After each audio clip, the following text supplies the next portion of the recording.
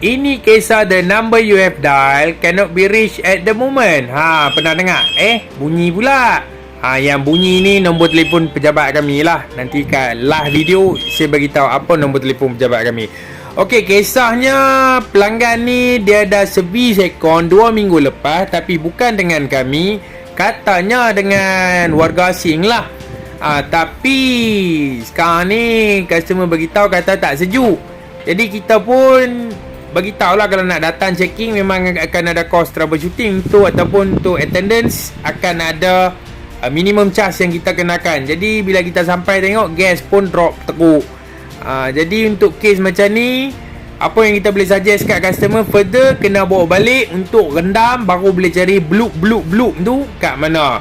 Ataupun kita boleh bagi option kedua, masuk gas, tengok berapa lama dia boleh tahan. Kalau masuk gas tu dia pecah kat flaring, boleh buat lah. Tapi kalau tak ada, memang kena bawa balik macam ni, kena repair lah.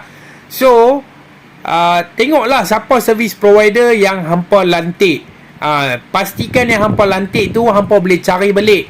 Jangan cari hak murah, lepas tu hampa kena double triple cost lah. Okay, so apa-apa nombor telefon pejabat kami 0435111418. Pejabat kami di Matang Ayang Penaga. Sejuk dulu. Bye.